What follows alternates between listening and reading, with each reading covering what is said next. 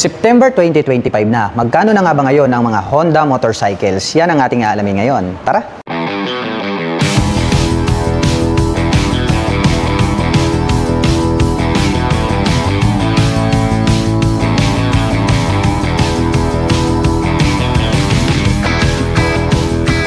Honda Click 125 New 2025 version. Mayroon po itong full LED na headlight at very attractive po ang dating nito pong kanyang daytime running light.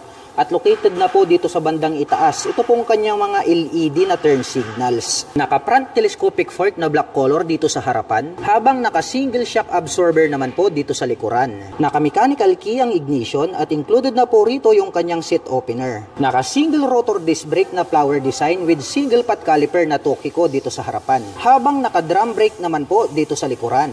Mayroon po itong 2 front pocket. Dito po sa kanan, mababaw po ito na pwedeng paglagyan ng coins, habang dito naman po sa kabila, mas malalim po ito na pwedeng paglagyan ng mobile phones. At bukod dyan ay meron na po itong integrated na USB charging port. May sukat na 90x80-14 dito sa harapan, habang mayroon naman pong sukat na 100x80-14 dito sa likuran. Naka fully digital meter panel display at ang kanya naman pong mga button selectors, meron po itong high beam and low beam, horn at ang kanyang turn signal selector. Habang dito naman po sa kabila, nandito po yung kanyang electric starter. May park brake lock, may utility hook dito sa gitna.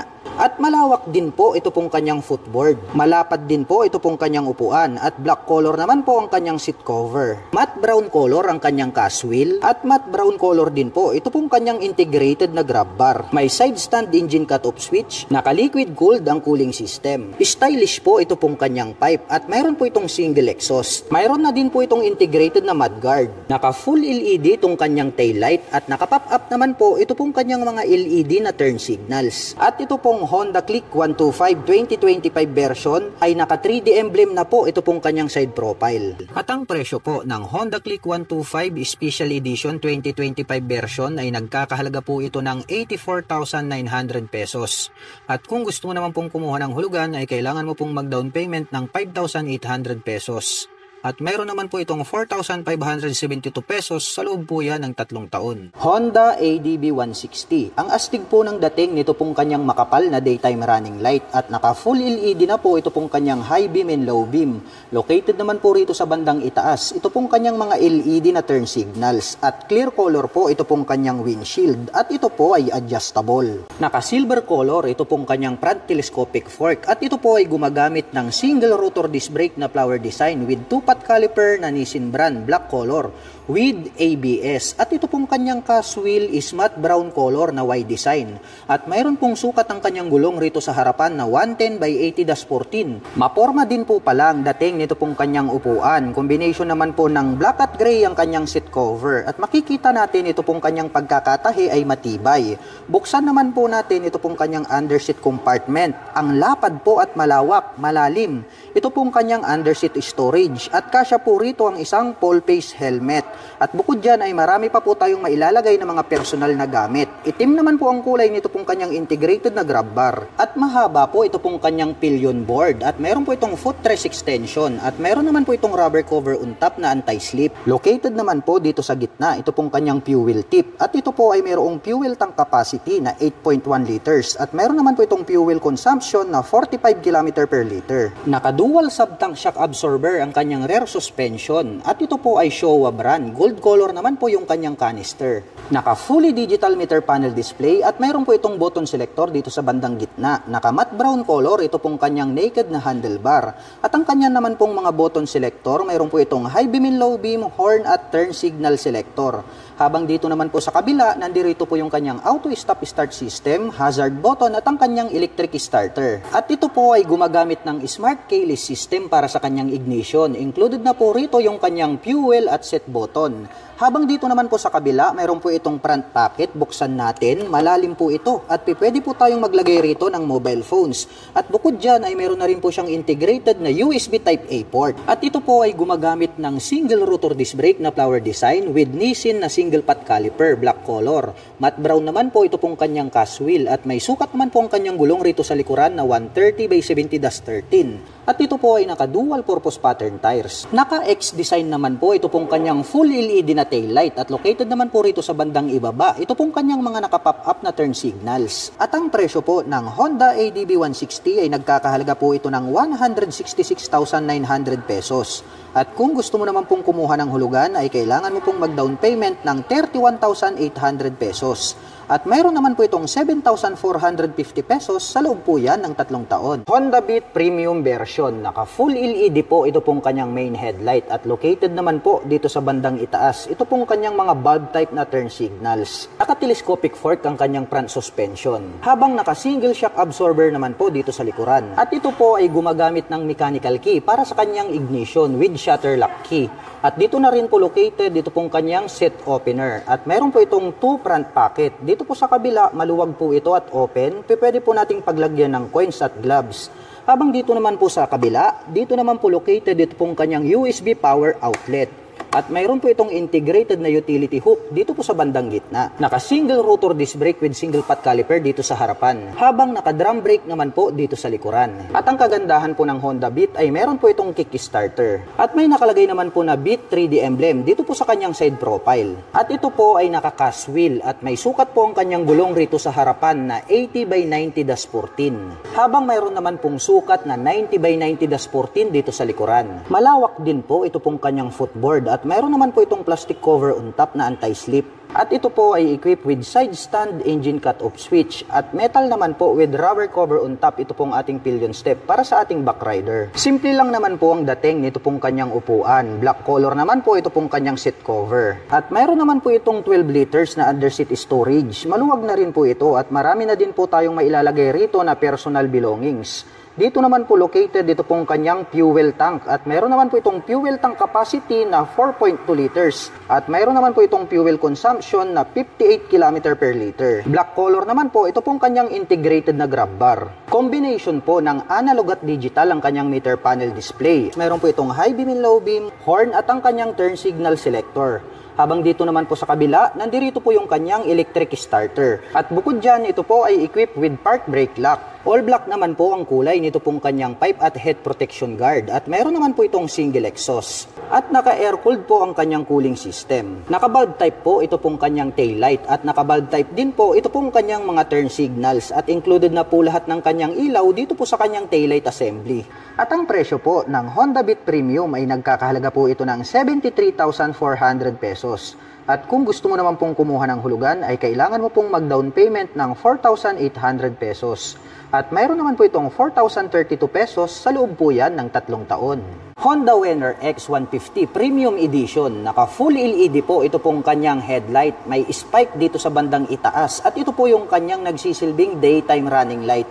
At located naman po rito sa gilid. Ito pong kanyang LED na turn signals. Naka-telescopic fork dito sa harapan na gold color, habang naka-monoshock absorber naman po dito sa likuran. At mayroon po itong fuel tank capacity na 4.5 liters. At mayroon naman po itong fuel consumption na 52.3 km per liter. Combination po ng black at red, ito pong kanyang handlebar cover. At mayroon naman po itong smoke type na visor. Naka-single rotor disc brake na flower design with Nissin na single pot caliper na gold color with ABS. Habang naka-single disc brake with single pot caliper na gold color Nissin brand dito sa likuran. Naka-smart keyless system ang ignition. Included na po rito yung kanyang set button. Habang mayroon naman po itong built-in na USB charging port dito sa kabila. Sporty looks ang dating nitong kanyang pipe at mayroon naman po itong single exhaust. At ito po ay naka-cast wheel na black color wide design at may sukat po na 90/80-17 ang kanyang gulong rito sa harapan. Habang mayroon naman pong sukat na 120/70-17 dito sa likuran. Naka-full digital meter panel display at mayroon po itong passing light, high beam and low beam, horn at ang kanyang turn signal selector. Habang dito naman po sa kabila, nandirito po yung kanyang electric starter. At mayroon po itong 6-speed manual transmission. Alloy po with rubber cover on top. Ito pong ating pillion step para sa ating rider. At alloy din po, ito pong ating pillion step para sa ating back rider. Tubular po, ito pong kanyang swing arm. At black color naman po, ito pong kanyang chain protector. Combination po ng black at gray, ito pong kanyang seat cover. At itim naman po ang kulay, ito pong kanyang integrated na grab bar. At may nakalagay naman po na 3D emblem na Venner X dito sa kanyang side profile. profile. At ito po ay gumagamit ng liquid cooled para sa kanyang cooling system. Naka full LED na po ito pong kanyang taillight at naka-pop up naman po ito pong kanyang mga LED na turn signals. At ang presyo po ng Honda Vener X150 ABS Premium ay nagkakahalaga po ito ng 129,900 pesos. At kung gusto mo naman pong kumuha ng hulugan ay kailangan mo pong mag-down payment ng 13,800 pesos. At meron naman po itong 6,473 pesos sa loob po yan ng 3 taon. Ito po ang pinakabagong Honda Giorno Plus 125 CBS. Ito pong kanyang headlight design is nahati po siya sa dalawa. Meron po siyang split na daytime running light dito sa gitna. At ito pong kanyang mga turn signals is diamond type. Bulb type po yung kanyang ginagamit. Equipped po ito ng single rotor disc brake. Ito po ay mayroong sukat na 100 by 90-12. Naka fully digital meter panel display. Mayroon po itong idling stop system. Ito po ay naka smart keyless system. Included na rin po rito yung kanyang fuel at set opener. Mayroon po itong integrated na utility hook dito sa gitna. At nandirito na po sa bandang harapan ito pong kanyang fuel tank. Ito po yung kanyang front pocket. Meron na rin po siyang integrated na USB charging port. Ito pong kanyang handle grip is brown color po siya. Brown color naman po ito pong kanyang seat cover. At mayroon naman po ritong park brake lock. Mayroon po itong malawak na footboard. Naka-emboss po ito pong kanyang main tail light. Ito po pala ay naka-liquid cooled. At mayroon naman po itong single exhaust. Ito po ay equipped with single shock absorber. At ang kanyang preno dito sa likuran is drum brake po siya. Mayroong sukat na 100 by 90-12. At ang presyo po ng pinakabagong Honda Giorno Plus 125 ay nagkakahalaga po ito ng 101,900 pesos. At kung balak mo naman pong kumuha ng hulugan ay kailangan mo lang pong mag-down payment ng 9,800 pesos. Honda PCX 160 2025 model. Ang astig po pala ng dating nito pong kanyang V-shape design na daytime running light at located naman po dito sa bandang itaas. Ito pong kanyang mga LED na turn signals. At pag atin namang tinitigan ito pong kanyang bagong headlight, para po siyang nanlilisik na mata ng eagle. Kaya talagang napaka-astig ng kanyang dating. Naka-smart keyless system ang ignition. Included na po rito yung kanyang fuel at set button. Naka-single rotor disc brake with 2-pot caliper na Nissin brand with CBS. Habang naka-single rotor disc brake with single pot caliper na Nissin brand dito sa likuran. Mayroon po itong side pocket. Buksan natin. Malalim po ito. At pwede po kayong maglagay rito ng mobile phones, coins at gloves. At mayroon na rin po siyang integrated na USB Type-C port. Naka-fast charging na po pala ito. Naka-black color ang kanyang front telescopic fork. Habang naka-dual shock absorber naman po dito sa likuran. Glossy black naman po ang kulay nito pong kanyang windshield. Naka-fully digital meter panel display at nagkaroon na po siya ngayon ng handlebar cover. Combination po ng gray at black ito pong kanyang cover at may nakalagay naman po rito na Honda badge. At pagdating naman po sa kanyang mga button selectors, meron po itong high beam and low beam, horn at ang kanyang turn signal selector. Habang dito naman po sa kabila, nandirito po yung kanyang auto stop start system, hazard button at ang kanyang electric starter. At ito po ay mayroong black color na cast wheel at ang sukat po ng kanyang gulong rito sa harapan ay mayroong sukat na 110 by 70-14. Habang mayroon naman pong sukat na 130 by 70-13 dito sa likuran. Maluwag din po ito pong kanyang footboard at mayroon po itong rubber cover on top. At mayroon po itong footrest extension. May side stand engine cut-off switch at alloy naman po ito pong ating foot pegs para po sa ating backrider. At may nakalagay naman po na PCX 3D emblem dito po sa kanyang side profile. Combination po ng black at matte brown ito pong kanyang CVT cover at may naka-intact naman po dyan na Honda. Ang lapad po nito pong kanyang upuan at malambot kaya comfortable din po siyang sakyan. Combination po pala ng gray at black ito pong kanyang seat cover. Buksan naman po natin ito pong kanyang underseat compartment. Ang lapad po at ang lawak, malalim din po ito pong kanyang seat storage. Ito pong kanyang integrated na grab bar is gray color din po siya. The same po ng kulay dito po sa kanyang mga pairings. Kaya po napaka-premium ng kanyang dating. At mayroon po itong 8 liters na fuel tank capacity. At mayroon naman po itong fuel consumption na 45 km per liter. Combination po ng black at gray ito pong kanyang pipe. At mayroon naman po itong single exhaust. Naka-liquid cooled ang cooling system. At mayroon po itong integrated na mudguard. Naka-full LED itong kanyang tail light. May split pa po siya rito sa gitna na daytime running light. At located naman po rito sa bandang ibaba ito pong kanyang mga LED na turn signals. At ang presyo presyo po ng Honda PCX 160 CBS 2025 model ay nagkakahalaga po ito ng 133,400 pesos. At kung gusto mo naman pong kumuha ng hulugan ay kailangan mo pong mag-down payment ng 17,800 pesos. At mayroon naman po itong 7,552 pesos sa loob po yan ng 3 taon. Honda Wave RSX 110 Special. Naka-bulb type po ito pong kanyang low beam dito po sa kanyang handlebar. At located naman po dito sa gitna, ito pong kanyang high beam. Naka-bulb type din po yan. At included na rin po dito ito pong kanyang mga bulb type na turn signals. Naka-telescopic fork na gray color itong kanyang front suspension. Habang naka-dual shock absorber naman po dito sa likuran. Naka-analog po ito pong kanyang meter panel display. At mayroon po itong high beam and low beam, horn at ang kanyang turn signal selectors. Habang dito naman po sa kabila, nandirito po yung kanyang electric starter. Naka-single rotor disc brake with single pot caliper na Nissin brand dito sa harapan. Habang naka-drum brake naman po dito sa likuran. Naka-mechanical key ang ignition with shutter lock key for safety purposes. Maluwag din po ito pong kanyang underseat compartment. Marami na din po tayong mailalagay rito na personal belongings. At located naman po rito ito pong kanyang fuel tank. At meron po itong fuel tank capacity na 4 liters. At mayroon naman po itong fuel consumption na 60 km per liter. At ito po ay naka-rem set. At ang sukat po ng kanyang gulong rito sa harapan ay mayroong sukat na 70 by 90-17. Habang mayroon naman pong sukat na 80 by 90-17 dito sa likuran. At ito po ay semi-automatic 4-speed manual transmission. Tubular po ito pong kanyang swing arm na black color. At mayroon po itong metal na chain protector. Metal po ito pong kanyang foot brake. At mayroon po itong kickstarter. Metal naman po with rubber cover on top ito pong ating mga foot pegs para sa ating rider at back rider. Palapad din po ito pong kanyang upuan at black color naman po ito pong kanyang seat cover. Itim din po ang kulay nito pong kanyang integrated na grab bar. All black naman po ito pong kanyang pipe at head protection guard at mayroon po itong single exhaust. At may nakalagay naman po na RSX decals dito po sa kanyang side profile. Naka-bulb type po ito pong kanyang taillight at naka-bulb type din po ito pong kanyang mga turn signals. At ang presyo po ng Honda Wave RSX 110 this version is special ay nagkakahalaga po ito ng 64,900 pesos. At kung gusto mo naman pong kumuha ng hulugan ay kailangan mo pong mag-down payment ng 4,800 pesos.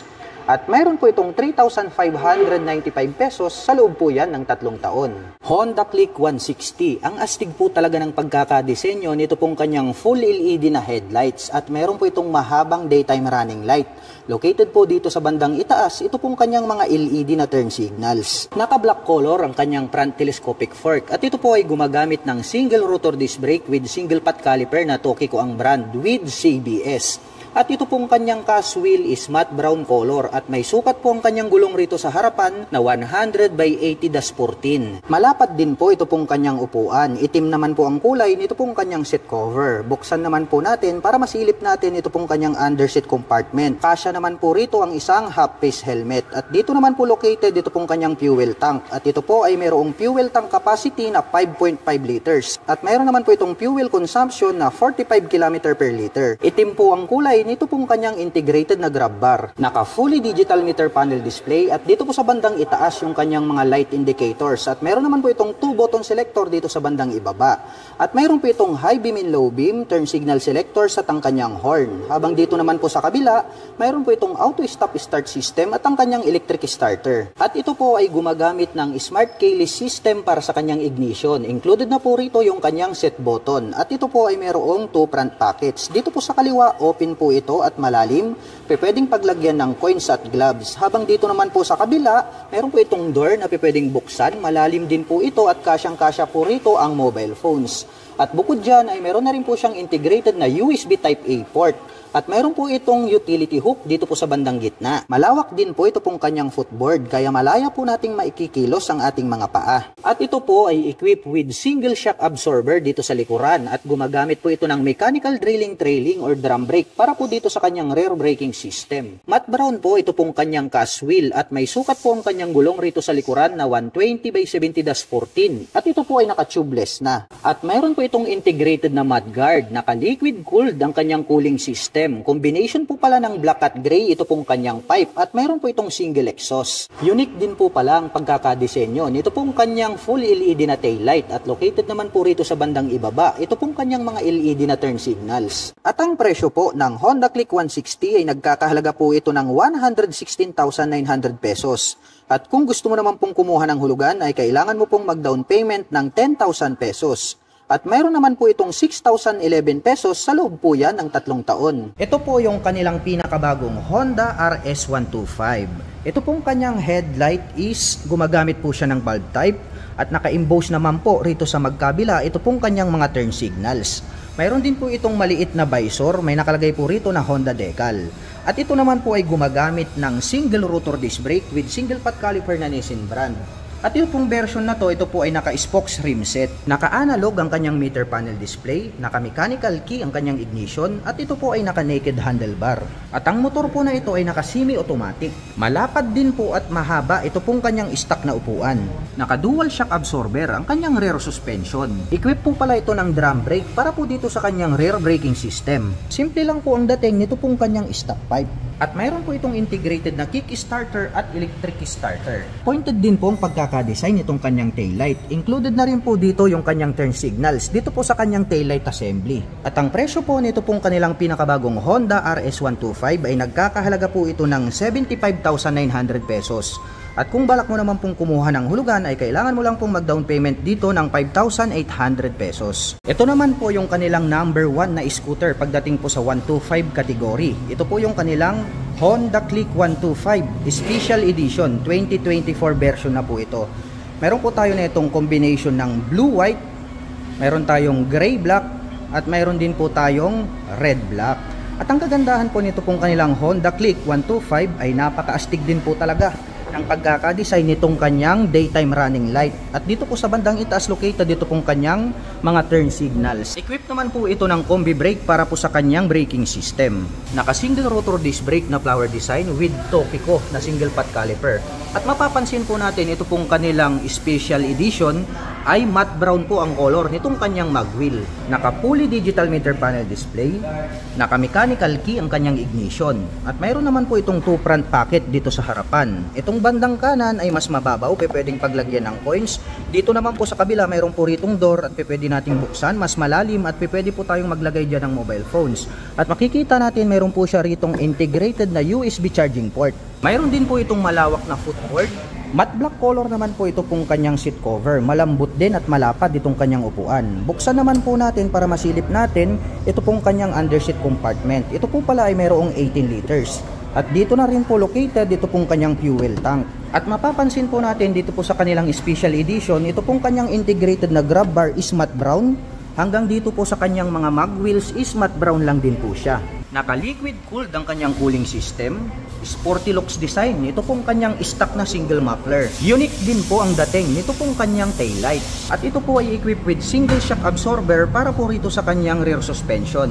Naka-drum brake naman po ang kanyang preno dito sa likuran. At ang presyo naman po nito pong kanilang Honda Click 125 na special edition ay nagkakahalaga po ito ng 83,900 pesos. At kung balak mo naman pong kumuha ng hulugan, ay kailangan mo lang pong mag-down payment dito ng 5,800 pesos. Ito naman po yung kanilang napakabangis na Honda Airblade 160. Para sa akin, very unique yung pagkakadesign nitong kanyang main light. Mayroon po siya ritong attractive na daytime running light. May Honda badge dito po sa bandang gitna. At ito po pala ay equipped with single channel ABS para po dito sa kanyang front braking system, with single rotor disc brake along with single pot caliper na Nissin brand. Naka two-tone color combination po ito pong kanyang seat cover. Combination po ito ng black at brown. Naka fully digital meter panel display. Naka smart keyless system ang kanyang ignition. Located naman po dito sa bandang gitna ito pong kanyang fuel tank. Naka liquid cooled ang kanyang cooling system. At dito naman po sa kanyang side cover may nakalagay po rito na Airblade na 3D emblem. At very unique din po ng pagkakadesign ito pong kanyang tail light. At gumagamit naman po ito ng dual shock absorber para po dito sa kanyang rear suspension. At ang presyo po nito pong kanilang Honda Airblade 160 ay nagkakahalaga po ito ng 125,900 pesos. At kung balak mo naman pong kumuha ng hulugan, ay kailangan mo lang pong mag-down payment ng 9,800 pesos. Ito naman po yung kanilang Honda PCX 160. Ito po yung kanilang CBS version. Para sa akin, napaka-attractive ng pagkaka-design nito pong kanyang headlight assembly dahil talagang napakahaba at napakalapad. Mayroon naman po itong glossy black color na visor. Equipped naman po ito ng single channel ABS para po dito sa kanyang front braking system. Gumagamit ng traditional na telescopic fork, naka single rotor disc brake with 2-pot caliper na Nissin brand. Kapuli digital meter panel display, naka naked handlebar, at equipped naman po ito ng smart keyless system para po dito sa kanyang ignition. Located po dito sa bandang harapan, ito pong kanyang fuel tank. At ang kagandahan po nito ay meron po siyang footrest extension. Malapad din po itong kanyang upuan at ang ganda po ng pagkakatahi. Masasabi natin na talagang matibay. Naka-liquid cooled ang kanyang cooling system. Naka-dual shock absorber para po dito sa kanyang rear suspension. At stylish din po ang dating nito pong kanyang taillight. Mayroon naman po itong spacious na underseat compartment. At ang presyo po nito pong kanilang Honda PCX 160 na CBS version ay nagkakahalaga po ito ng 131,900 pesos. At kung balak mo naman pong kumuha ng hulugan ay kailangan mo lang pong mag-down payment dito ng 17,800 pesos. Ito naman po yung kanilang Honda Click 125 standard version. The same lang din po yung kanyang headlight design sa kanilang special edition. Napakabangis at napakaastig. Ngunit ang pagkakaiba po nila, ito pong kanilang standard version, ito pong kanyang cast wheel is matte black color. Equipped naman po ito ng single rotor disc brake na flower design with single pot caliper na matte black. At equipped po ito ng combi brake para naman po rito sa kanyang front braking system. Naka-fully digital meter panel display at gumagamit naman po ng mechanical key para po dito sa kanyang ignition. Mayroon po itong 2 front pocket, mababaw po itong kanan, pwedeng paglagyan ng coins. Habang dito naman po sa kabila, mayroon po ritong door na pwede nating i-press at pag ating binuksan, mas malalim po siya at pwede po tayong maglagay dyan ng mga mobile phones.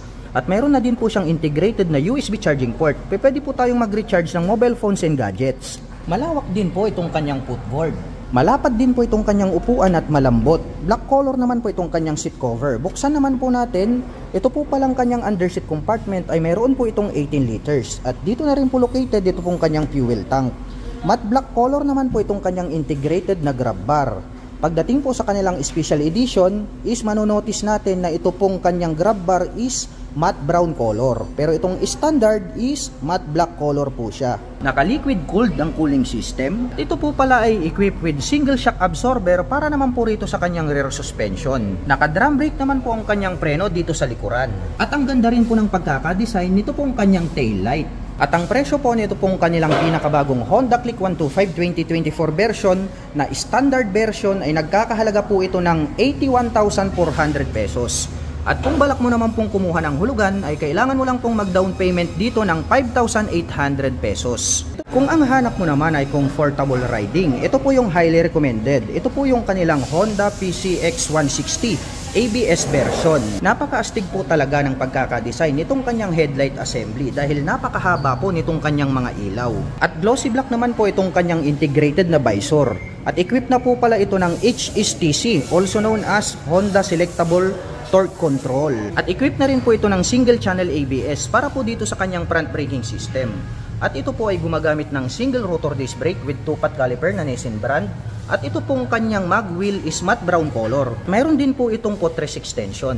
Naka-fully digital meter panel display, naka-naked handlebar, at gumagamit naman po ito ng smart keyless system para po dito sa kanyang ignition. Located naman po rito sa bandang gitna, ito pong kanyang fuel tip. Kaya very accessible itong kanyang fuel tank.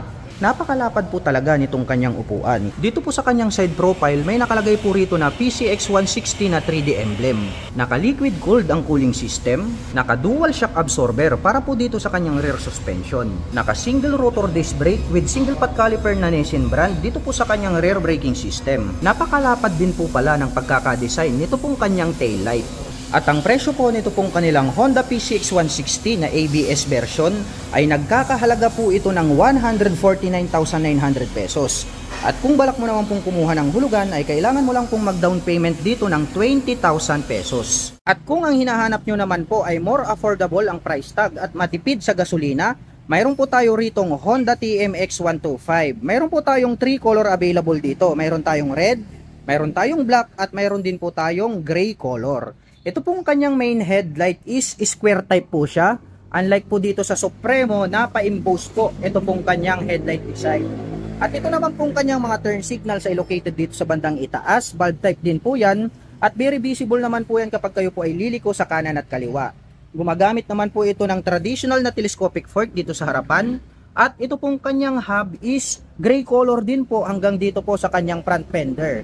At ito naman po ay gumagamit ng mechanical drilling trailing or drum brake para po dito sa kanyang front braking system. Naka-analog ang meter panel display, naka-mechanical key ang ignition at ito po ay naka-naked handlebar. Napaka-astig po pala nito pong kanilang gray color. Nagmukhang classic ito pong kanilang Honda TMX 125. Iba na rin po yung kanyang decal para po dito sa kanyang side cover. Malapad din po itong kanyang upuan at ang kagandahan niyan ay napakalambot. At mayroon naman po itong dual shock absorber para po dito sa kanyang rear suspension. Kung gagamitin nyo naman po itong pampasada, pwede po kayong maglagay ng additional dito na suspension. Kaya kung inyong mapapansin, mayroon na po siyang nakaabang rito. Simple lang naman po ang dating nito pong kanyang exhaust pipe. Naka-mechanical drilling trailing or drum brake ang kanyang preno dito sa likuran. Box type naman po ito pong kanyang tail light. At ang kagandahan po nito ay mayroon po itong integrated na kick starter at bukod dyan ay mayroon din po siyang electric starter. At ang presyo po nito pong kanilang Honda TMX 125 ay nagkakahalaga po ito ng 56,900 pesos.